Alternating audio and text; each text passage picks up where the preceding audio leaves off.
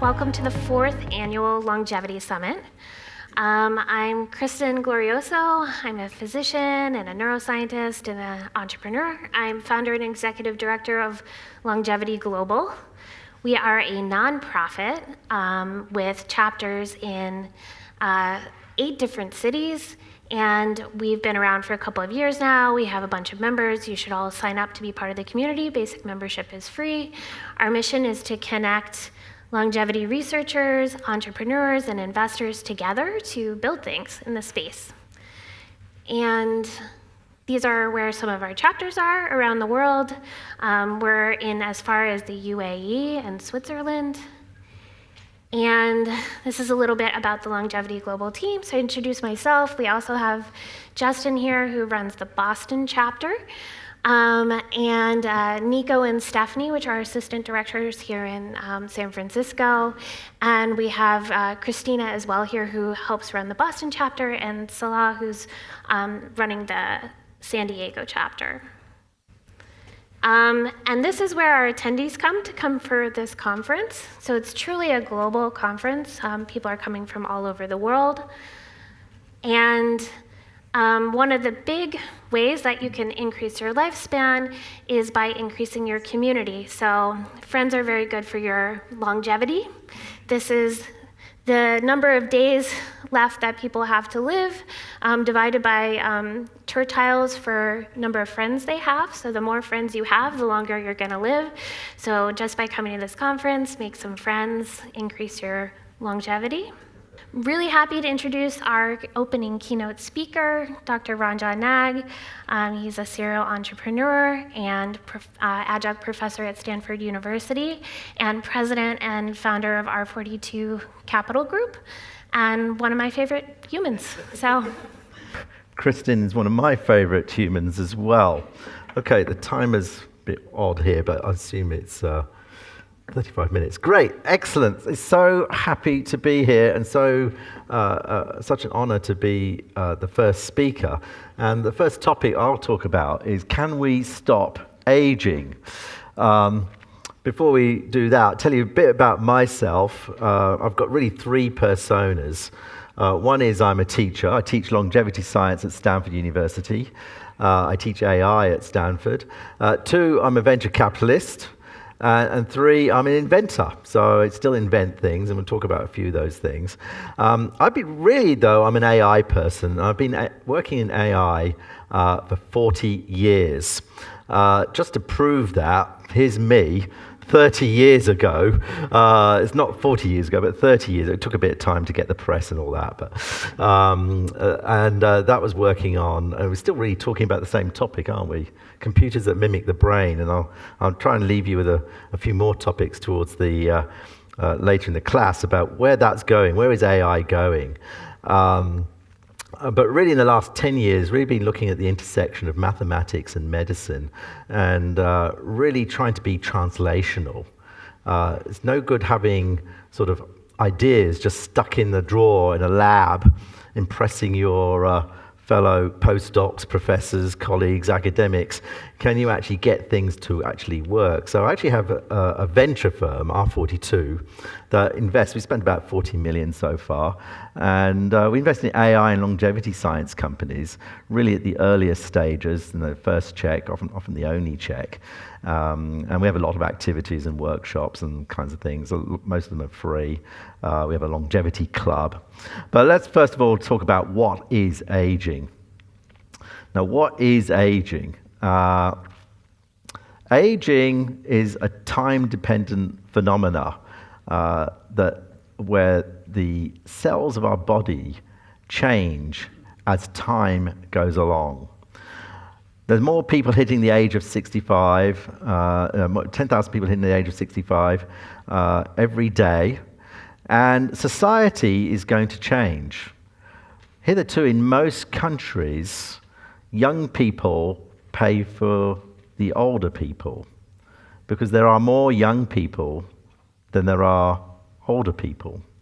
If you play this forward, that's going to change. By 2030, replacement rate will be negative. Right, so all this stuff about AI taking your jobs away, maybe we'll have AI just in time to do the work because we actually won't have enough people to do the work. And you've seen this in countries like Japan already. We're probably about 20, 30 years ahead of, demographically speaking, of course, ahead of the US. Japan has very limited immigration, and so you see that there's dynamics in society now where people are just giving their businesses away to the next generation or selling them for 100 yen just for having somebody to work on it. So this is the oldest person, Jean Colment. She got to 122, started smoking at age 112. She was very so, like Kristin said, have lots of friends, be social. I guess brought up in France, I guess they call it a bourgeois lifestyle. For a little bit of time, they thought, was it really her or was it her daughter? And in that case, I think that after a lot of provenance research, they think it actually was her. I think that most people now think it was her. She got to 122.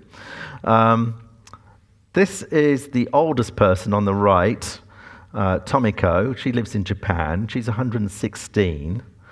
Maria was actually born in San Francisco. She got to 117, just passed away a few months ago. So you don't actually have to be born in a blue zone. A blue zone are these particular areas around the world where people seem to live a bit longer. You have to have different lifestyles. Maria's recommendation for a long life was avoid toxic people. So being social, this is the kind of thing of being trying to make progress. And what is age? So we talked about age being a time-dependent phenomena. Now, there's a chronological age. We can't really change that. That's just the number of days you've been on the planet. That's the exact number, quantified number. But there's a concept known as biological age. We have a lot of people from different backgrounds here, so this might be sort of familiar to lots of you and others, but might be new to it. But the biological age is really your biological metrics. Maybe some of you are exercisers and you measure your VO2 max, you measure your resting heart rate, you measure your 1 mile time. But can we change that biological age? Can a 60-year-old be like a 20-year-old? And so there's this debate of how much of it is related to the actual biology of your body versus your lifestyle. Can you change it? Remember, it used to be, I think it still is, I still get that. You go to the doctor, so how do I live a long life? And he says, you have to have good parents. That's your best bet. You have to have good genes. That's your best bet. So how many people think that genes, now what's the impact of genes on the body? Is it 80%, 90%, 70%? Who wants to give me a number? 20, 45? Any other bids? Any other bids?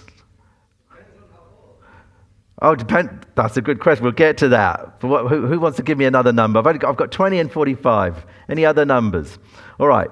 So 16%. So why is it 16%? There's a concept of causation and correlation. So we might ask, my friend Anna here, say, well, tell me about your parents. She said, well, my parents lived in the countryside in Finland, and it's fresh air, and it's were very social because of very small communities. So tell me about you. I was brought up in Finland too, so I had the fresh air too, and we went for long walks with the family. And so, do you still do that? Oh, yeah, I still do that too. So, what's being transferred is not necessarily the genes, but is the sort of lifestyle factors. If you're 100 years old, even if you're 60 years old, it's going to be very difficult to tease apart. This is where my mathematician part comes in. Tease apart what's actually causing age reduction and what is actually just your lifestyle. So the good news is you can change it. I've changed my lifestyle significantly for the better, and we have a lot of differences. So can we stop aging? Can we actually stop aging? That's the question. And aging is a common factor across lots of diseases. Cardiovascular disease, cancer, neurodegeneration. Usually those don't happen to 10-year-olds. They happen in your 40s, 50s, 60s. As you increase age, we all know people, or we have these issues ourselves.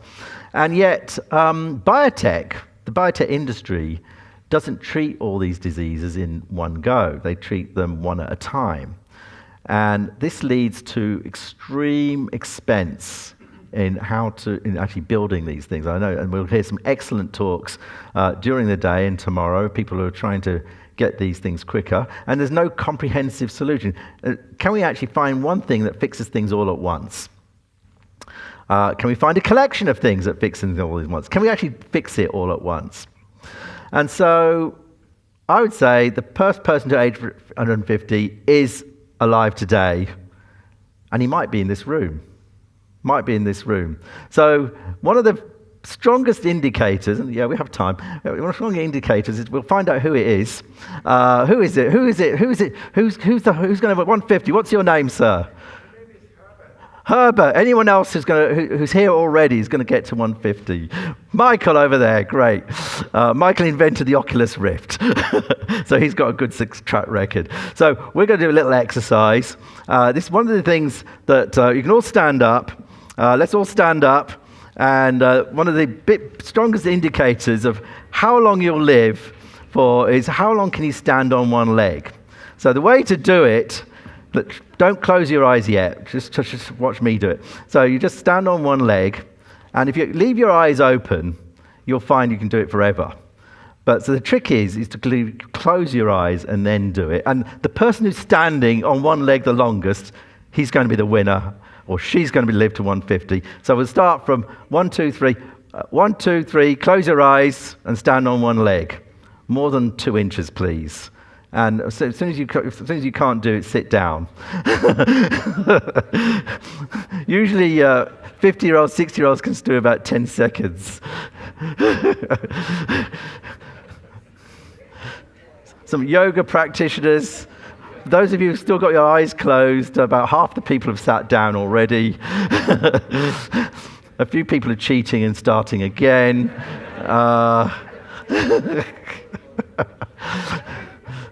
You're wearing boots, okay. So let's see. We've got some people at the back, 1 or 2 concentrating. Okay, so let's see. 1 or 2 concentrating. Okay, so we'll maybe call it a bit of a tie. Those of you, you can open your eyes and you can look around and pat yourself on the back. We've got some 150-year-olds over here, over there.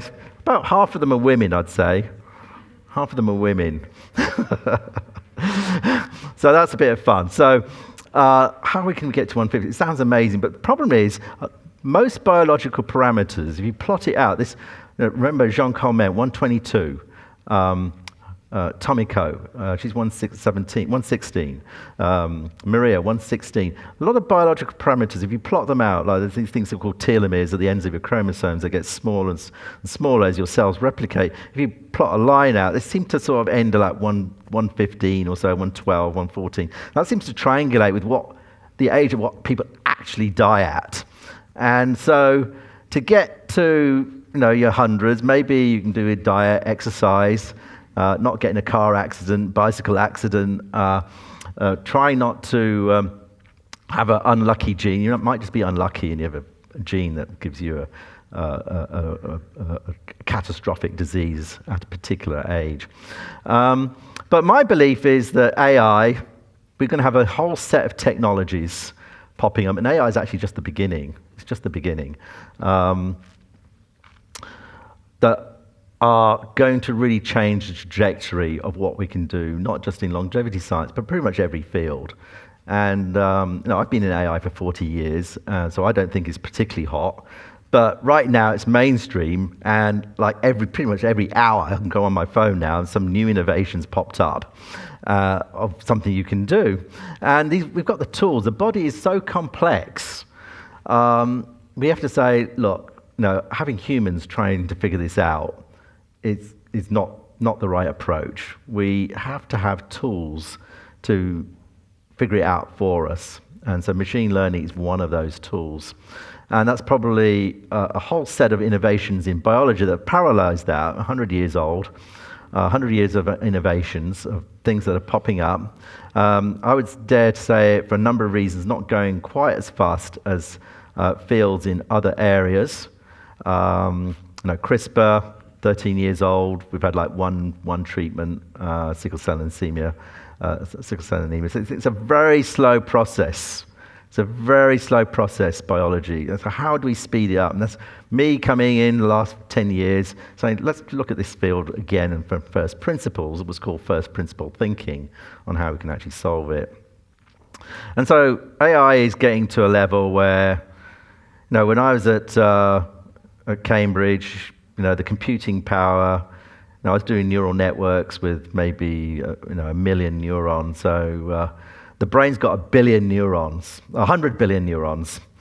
Each neuron is connected to 1,000 other neurons, so there's 100 trillion connections. The current GPT-4 has 1.6 trillion parameters. So we're about 50x from computing power of the brain, whereas when I started out, it was 1 million times, not 50 times, 1 million times difference. Now, of course, just because we have the hardware, does it mean we have the software? We would just get the same wrong answer back quicker. That's the thing. But we're starting to get to the level, people are actually not laughing at you, saying, well, actually, we might be able to get to human-level intelligence, human-level reasoning in scale, in where we might be able to get to. So just going to go to where the puck's going to be, this is probably the next 5-10 years, you're going to get the hardware configurations that are going to be an order of magnitude even what we have today. So longevity, the idea is, maybe we've just done the low-hanging fruit. Electricity, 25% of babies used to die before the age of 5. Now we have reproduction rates at 2 versus 4 from before, but we're going to be below replacement by 2030.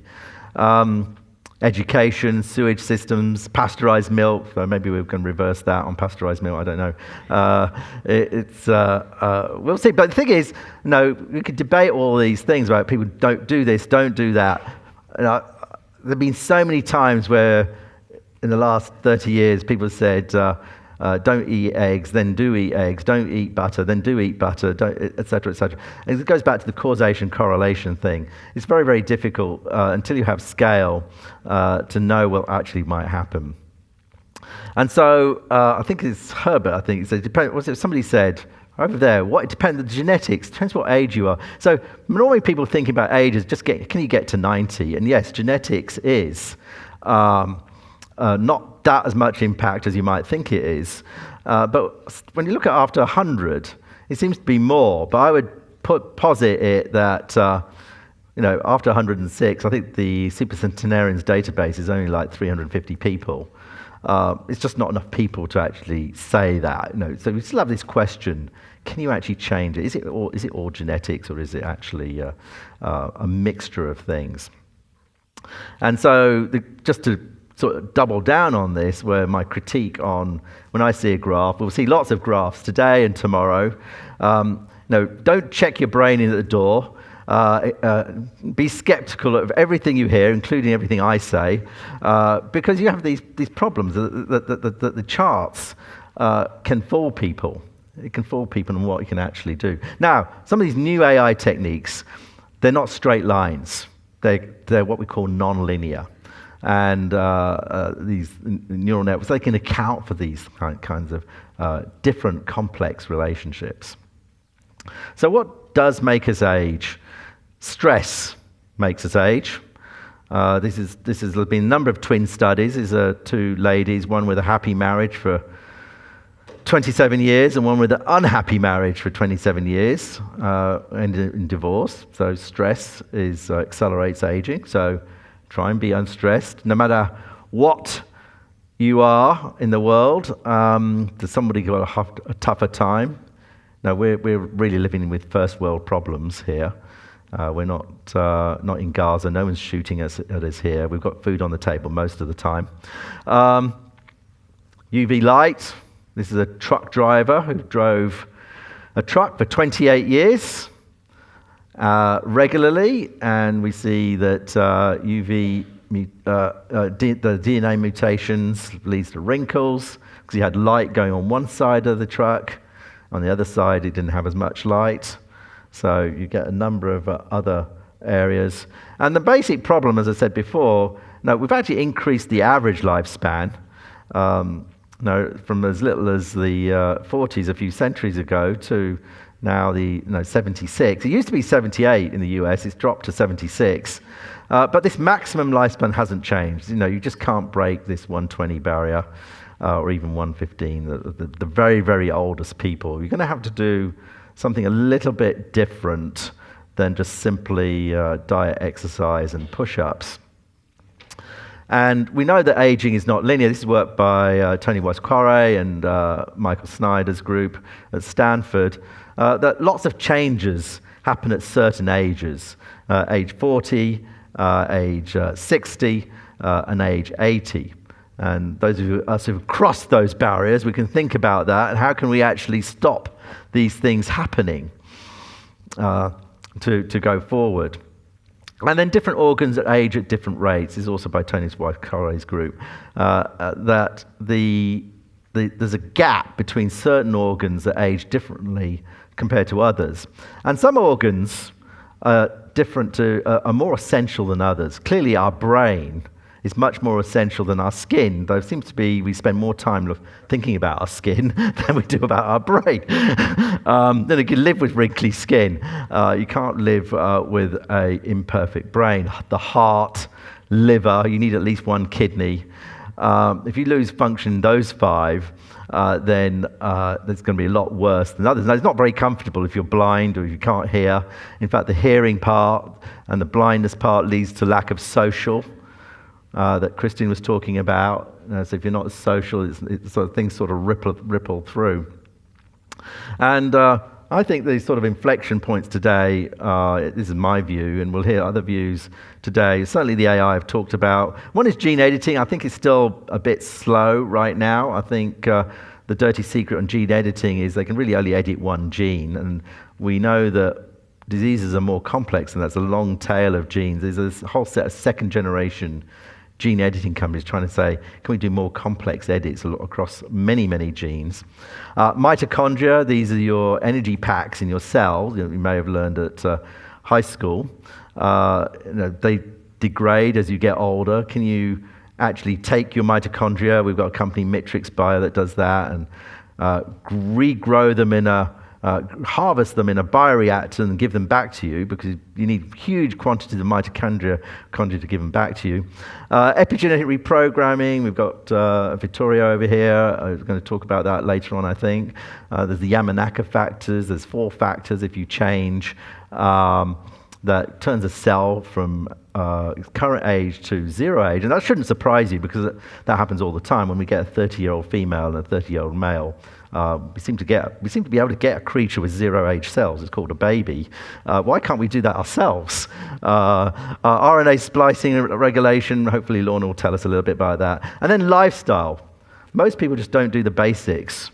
Exercise, sleep, social, diet. And then this is not to say we shouldn't go for 150. I mean, I've basically spent my entire career working on moonshots. And what is a moonshot? A moonshot that everyone else says is impossible. In 1983, I was working on voice recognition, and in those days, it was just telephone digits. And of course, I said, I'm going to have a machine that actually does language translation. And everybody sort of laughed at me. And of course now, 2003 is on everybody's phone, 2023 is everything. So how do you do a moonshot in an engineering sense? Can you work backwards? And the idea is work backwards from what you want. So we want to get to 150. How do we work backwards to mini steps? And how do we shield these ideas from pessimism? What's great about the Buck Institute, we can work on longevity science and not be laughed at. At Stanford now, you can work on it and not be laughed at. 30 years ago, you might actually be laughed at. And so the analogy here is flight. 1901, the US Navy says flight is impossible. You just can't do it. It's actually impossible. 1903, the New York Times says, they didn't have computers in those days, they said it will take 10 million years of human calculations to calculate all the formulas, to calculate all the numbers in fluid mechanics, and to actually get an aeroplane to fly. This is in 1903. 9 weeks later, the Wright brothers fly. But even if they fly, this little demo of theirs, the Wright brothers, they only flew 100 feet. So most people would have saw that demonstration, say, oh yeah, great toy, but it's not real. No, last time I looked, my daughter went on a flight to New York from San Francisco. It's $150 to New York. So mainstream, I think in the early 1950s, it was mainstream availability. And you're going to have huge advances in technology, just in the semiconductor areas. There's some ideas where you heard it here first. I want to get to you. Where you're going to have the intersection of biology and engineering. The intersection is biology and semiconductors. So we're going to have, there's a concept going around, maybe you hear, most of you will hear it first today, but it's been out there, it's something called not AI, but OI. And you know what OI is? Organoid intelligence. We actually take brain cells and you actually have them connect to the electrical impulses, and actually they become part of the brain. So that's actually a subject, OI, organoid intelligence. And if you think about it, the only intelligence out there is us, but we don't run on silicon. Why are we working on silicon still? You've got to sort of think ahead. So you can play. The other problem is Big Pharma takes 10 to 15 years to get to market, $1 billion per drug. Now, the $1 billion, by the way, really accounts, it's only about 100 million usually, but because they have so many failures, it's 90% failure, that's where the $1 billion comes through. Now, I'd posit here, if you want to do a fast track, then it takes 2 to 3 years to market. You can get it done for $10 million, not $1 billion, and we can actually make progress. So one of my companies, Gemico, again is trying to work on an aging vaccine.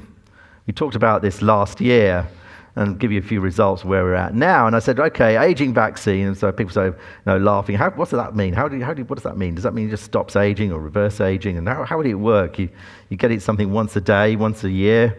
So let's start with cancer. Let's start with cancer first. And let's start with not actually inventing any new drugs. Let's just use combinations of existing drugs.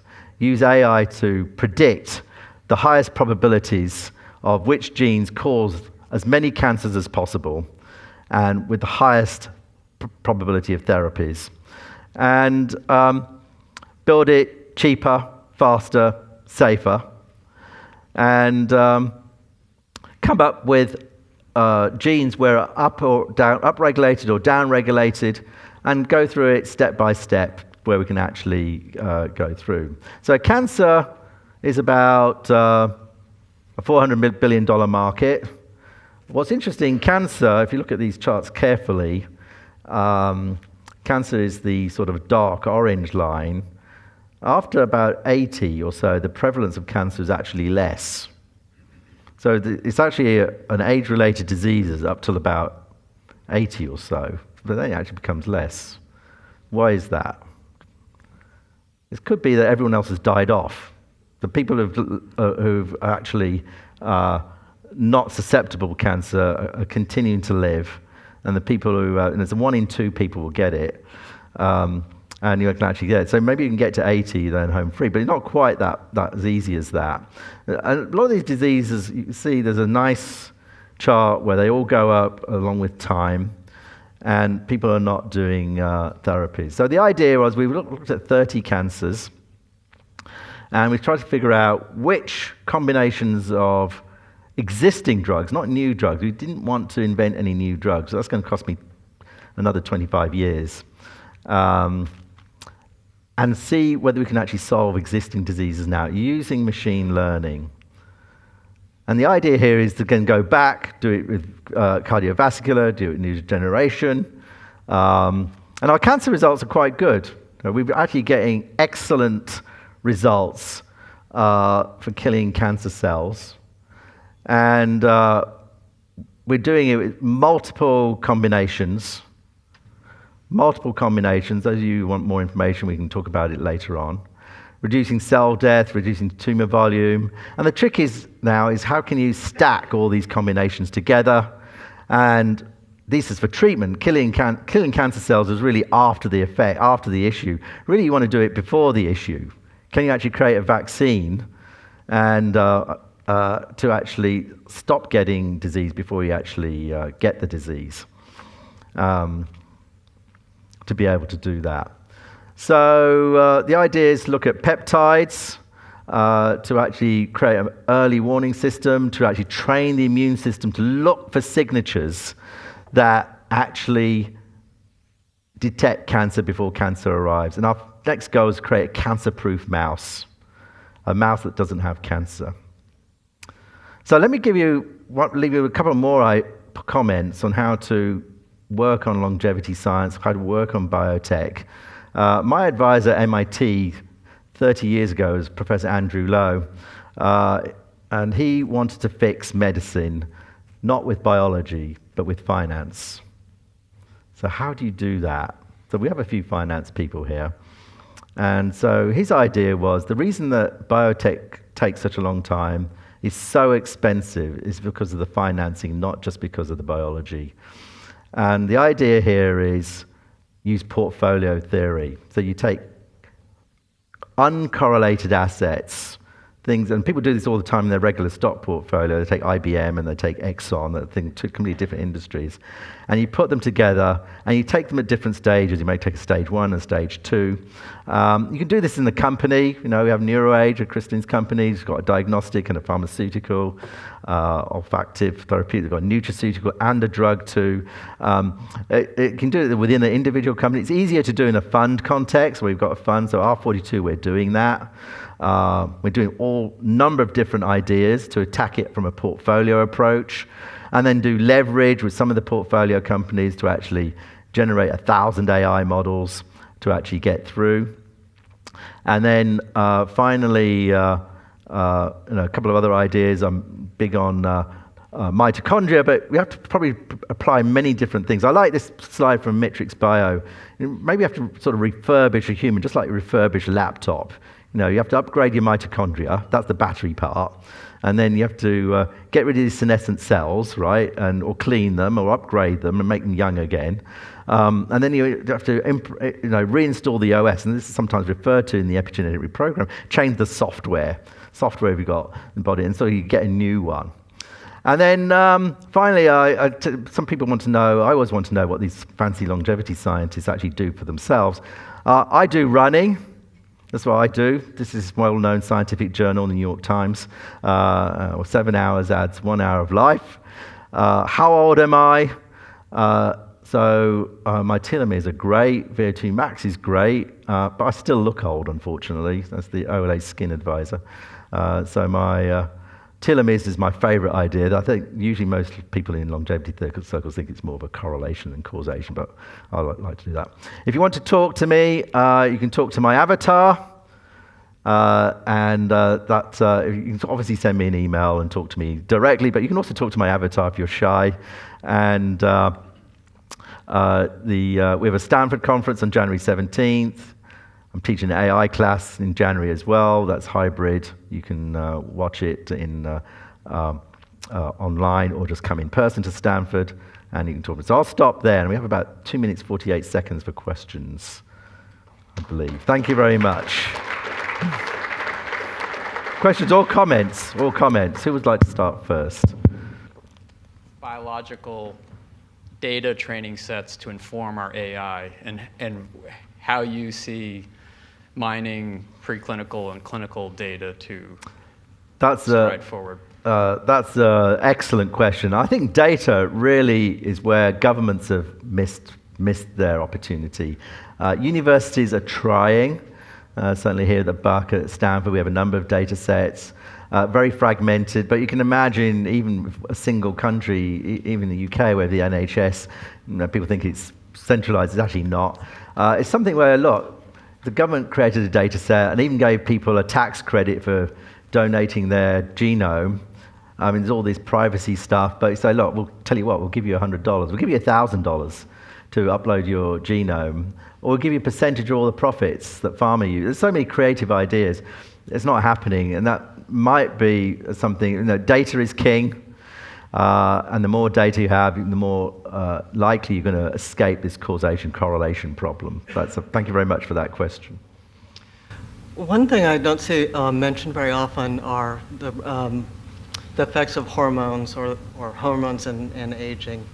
Can you speak to a little bit of that? I mean, I'm thinking sex hormones, et cetera. Yeah, well, one thing's very well known, goes back to the data question, is so many trials, so many data sets are not equally represented, and not just by ethnic groups, but also just the basics, men and women. I'm not sure whether blood transfusions are now done sex-oriented. When you get a blood transfusion, is it matched to your sex? Because just from I'm just a computer scientist. I'm just a mere computer scientist. When I look at this, I look at everything from first principles and say, look, clearly men and women are different. And in every dimension, hormones are clearly, you're going to have to take account of that. And again, I'd go back to getting data related to that. I probably haven't answered your question, but it's probably not as much my expertise either. But that's how I'd look at the problem. Yes? You mentioned the comment from one of the very long-lived people about the importance of social interaction and toxic friends in causing a shorter life. What approaches are you aware of that people are using to look at that? Because clearly, if you're developing technology and intervention for longevity and not controlling for those factors, it could radically skew your results if you're not controlling for those elements around what happens between those moments of interaction or measurement. Right, so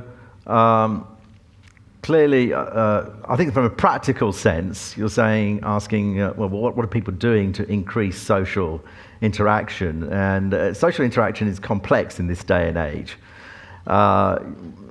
Usually there's heavy critique on social media, that social media is actually a negative. I guess the Australians have just cancelled it for young people. The second comment is, are we actually measuring it? And I'd say in many of these trials and results and things, we're not measuring it. If you're just happier, you're probably going to have a better result in any experiment.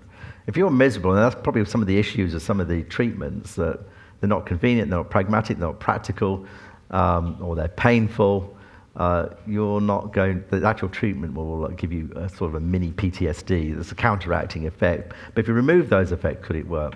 Thank you very much. It's been great fun being here.